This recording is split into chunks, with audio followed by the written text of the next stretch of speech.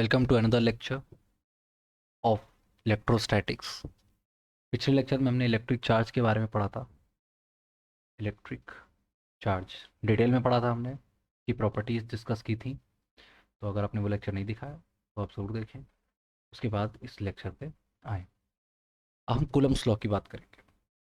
तो Coulomb's law जो है, दो चार्जेस के बीच, जैसा कि मैंने पहले भी आपको बताया था, Q1 Q2, इनके बीच जो इंटरेक्शन होगा, यानी जो फोर्स ये एक्सर्ट करेंगे एक दूसरे पर, उसका मैग्नीट्यूड क्या होगा, डायरेक्शन क्या होगा, वो हम कूलम्स लॉ से पता कर सकते हैं। जैसे कि अगर ये दोनों चार्जेस पॉजिटिव है तो ऑब्वियस सी बात है ये दोनों एक दूसरे को रिपेल करेंगे, और रिपेलिंग जो फोर्स होगा, दैट फोर्स रिपल्शन कितना होगा, वो किस पे डिपेंड करेगा, वो कूलम ने बताया F is proportional to Q1 Q2, that is the product of these two charges, point charges यहाँ पे बोलना चाहिए मुझे इसे। दूसरी बात, इनके बीच की डिस्टेंस कितनी है उस पर भी डिपेंड करता है। इस तरीके से F is inversely proportional to 1/r², या फिर ऐसे बोल सकते हैं F is directly proportional to 1/r²। ठीक है, इनके बीच की अगर डिस्टेंस हमने ले ली है स्मॉल r, अब हम इसको कंबाइन कर देते हैं दोनों रिलेशंस को, तो हमारे पास आ जाता है F proportional to Q1 Q2 divided by r²। ये प्रोपोर्शनैलिटी आ गई। प्रोपोर्शनैलिटी से इक्वालिटी में चेंज करने के लिए कांस्टेंट लगा देते हैं, ये भी आपने सीखा होगा। ठीक है, यहाँ पे जो कांस्टेंट k है, ये इलेक्ट्रिक कांस्टेंट इसको बोलते हैं हम। इसकी वैल्यू होती है 9 × 10⁻⁹। ओके, यूनिट की बात करें तो यूनिट इसकी हो जाएगी न्यूटन मीटर स्क्वायर पर कूलम स्क्वायर। ठीक है, ये जो स्मॉल के इसके बारे में थोड़ा सा और, इसको हम लिख सकते हैं 1/4πε, या फिर फॉर वैक्यूम, चलिए इसको लिख देता हूँ 1/4π, लेट मी इरेज दिस, 4πε, और एप्सिलन होता है एप्सिलन नॉट एप्सिलन आर। ये एप्सिलन आर क्या है, रिलेटिव परमिटिविटी। ठीक है, किसी मीडियम के रिस्पेक्ट में। तो एप्सिलन आर 1 होता है किसके लिए, वैक्यूम के लिए, और वैक्यूम या एयर हम बोल देते हैं, एयर के लिए हम 1 ले लेते हैं इसको। एप्सिलन आर ग्रेटर देन 1 होता है for other mediums, other mediums, right. तो अगर हम एयर में बात कर रहे हैं अभी इन चार्जेस की, अगर हम इनको डिस्कस कर रहे हैं, तो ये फॉर्मूला क्या हो जाएगा, F equals to 1/4πε0 Q1 Q2/r²। ये फोर्स हो गया। और जनरल क्या होता है किसी भी मीडियम में, अगर हमें चाहिए फोर्स तो क्या हो जाएगा, Q1 Q2 divided bye 4πε0 epsilon are r²। वही एप्सिलन वाले फॉर्मूले को रख दिया हमने। अब इन दोनों को डिवाइड करिए तो आपको मिल जाएगा force in any medium is equals to force in air और vacuum divided by epsilon R. Important formula है, ध्यान रखिएगा इस फॉर्मूले को आप। ओके, तो ये तो है कूलम्स लॉ क्या स्टेट करता है। ठीक है, थोड़ा सा और हम डिस्कस कर लेते हैं इसको।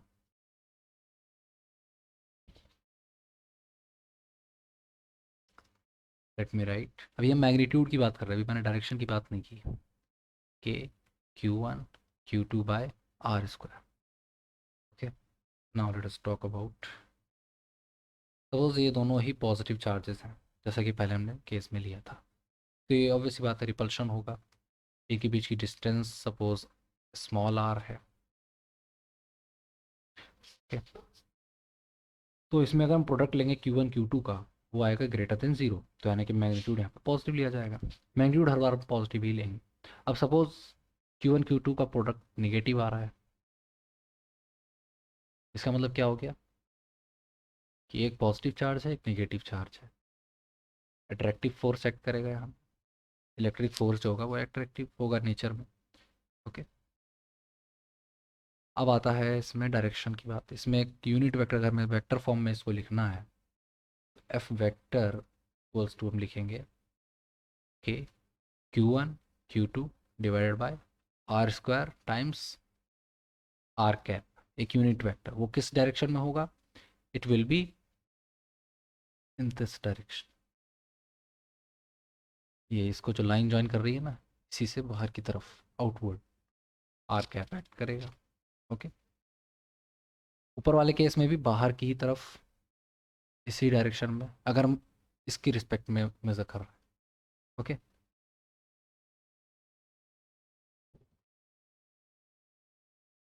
वेक्टर फॉर्म में भी लिख देंगे हम इसको। अब इसको हम स्टेट कर लेते हैं कूलम्स लॉ को। क्या स्टेट करता है कूलम्स लॉ? ये पूरा आपको लिखना पड़ेगा, तो लिख लीजिए, इंपॉर्टेंट है। The magnitude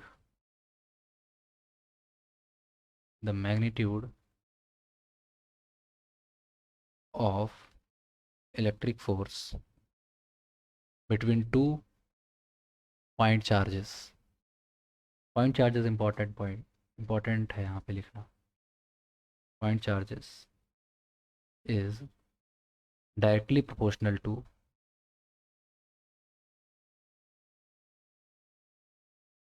product of the charges, जैसा कि हमने अभी लिखा भी था, Q1 Q2 का product. So product of charges के डायरेक्टली प्रोपोर्शनल है, एंड इन्वर्सली प्रोपोर्शनल है स्क्वायर ऑफ डिस्टेंस के, and inversely proportional to the square of distance between them.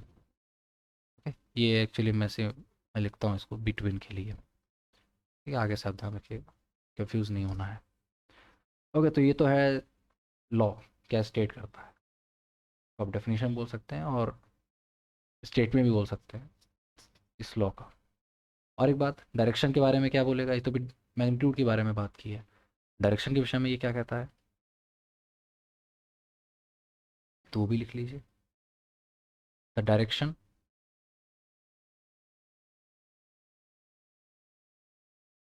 Of forces between two charges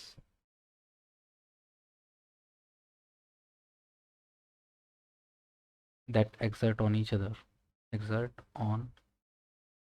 other are always always along the line joining them। Okay, तो जो direction vector होगा इन दो forces का, वो इन दोनों को जो लाइन ज्वाइन कर रही है, ये दोनों, देखिए इस केस में ये वाली लाइन, दिस वन, ठीक है, इसी के अलॉन्ग होगा वो आर कैप जो वेक्टर है, ये यूनिट वेक्टर, ये इसी लाइन के अलॉन्ग होगा।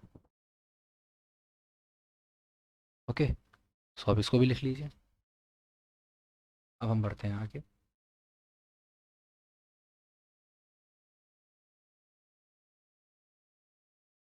थोड़ा सा और बात करते हैं एक बार फॉर्मूले पे जाके।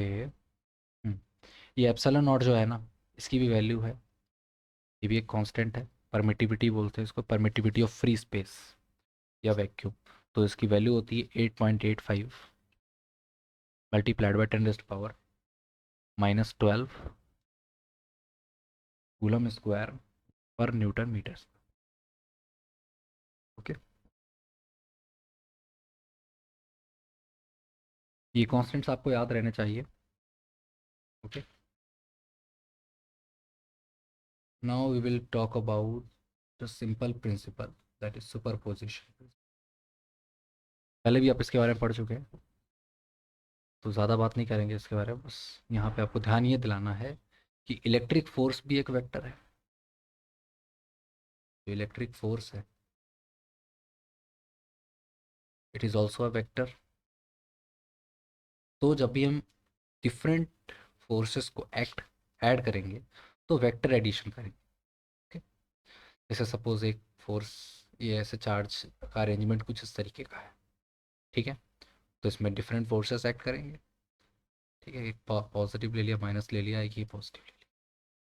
तो इन दोनों के बीच तो रिपल्सिव फोर्स, इनके बीच अट्रैक्टिव फोर्स, इनके बीच भी अट्रैक्टिव फोर्स, ठीक है।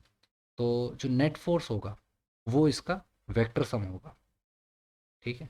तो नेट फोर्स अगर किसी भी सिस्टम ऑफ चार्जेस का हम निकालेंगे, net force of any system of charges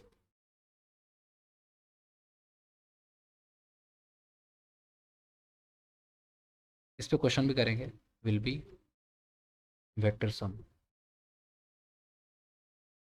of forces, okay. बहुत सिंपल सा प्रिंसिपल है, बस अभी के लिए इतना जान लेते हैं। इस पर क्वेश्चन करेंगे तो हम अच्छे से इसको समझ सकते हैं। तो बढ़ते हैं अगले कंसेप्ट की ओर, और बहुत ही इम्पोर्टेंट कॉन्सेप्ट है ये, इलेक्ट्रिक फील्ड, ओके। तो इसमें मैं थोड़ा सा इंट्रोडक्शन देता हूँ बस इलेक्ट्रिक फील्ड का, उसके बाद हम इसको और भी ज़्यादा डिटेल में पढ़ेंगे अगले लेक्चर में। अभी के लिए हम कूलम्स लॉ को यहीं पे फिनिश करेंगे और इस पे क्वेश्चन करेंगे अगले लेक्चर में सुपरपोजिशन पर। So let us introduce you electric field. तो इलेक्ट्रिक फील्ड एक्चुअली में क्या है, कोई भी चार्ज है सपोज, जैसे भी हम बात कर रहे थे क्यू, ठीक है। और दूसरा भी एक चार्ज है, सपोज इसको स्मॉल क्यू बोल दिया मैंने, ठीक है। तो ये दोनों एक दूसरे पे फोर्स एक्सर्ट करते हैं जब एक पर्टिकुलर डिस्टेंस ये आर है, और ये आर वेरी कर रहा है इन्वर्सली प्रोपोर्शनल टू आर, इस तरीके से, है ना। जितना ज़्यादा डिस्टेंस होगा उतना कम फोर्स एक्सर्ट होगा इन दोनों चार्जेस एक दूसरे के द्वारा। तो ये डिस्टेंस पर डिपेंड कर रहा है, मैग्नीट्यूड ऑफ चार्ज पे भी डिपेंड करता है। तो ऐसा क्यों हो रहा है कि एक सर्टेन डिस्टेंस पर ये फोर्स एक्ट कर रहा है, why not after just by touching them ये फोर्स एक्ट हो रहा है। क्यों, इसका रीज़न है because a charge creates a kind of field around it that is responsible for any influences nearby it, ठीक है। तो एक चार्ज जो है वो इलेक्ट्रिक फील्ड क्रिएट कर लेता है, इसको लिख लीजिए आप, let me right this here. A charge या चार्ज्ड बॉडी भी बोल सकते हैं हम, charged body creates an electric field around the space, around space, ठीक है। इसके नियर बाई स्पेस में ये जो है इलेक्ट्रिक फील्ड क्रिएट कर लेता है। इलेक्ट्रिक फील्ड की डेफिनेशन क्या है वो भी लिख देते हैं, फिर हम इसको एक्सप्लेन करेंगे। इलेक्ट्रिक फील्ड, आप इसको पूरा लिखिएगा, इलेक्ट्रिक फील्ड मैं भी लिख देता हूँ। Electric field is a physical quantity, और वैसी बात है एक फिजिकल क्वांटिटी ही है, ठीक है। या फिर यहाँ पे फिजिकल प्रॉपर्टी है, ठीक है। अभी दो चीज़ें आएंगी इसमें, इलेक्ट्रिक फील्ड और electric field electric field is property, इसको क्वांटिटी मत लिखिए, लेट मी इरेज इट, इसको भी उधर लिख लेते हैं।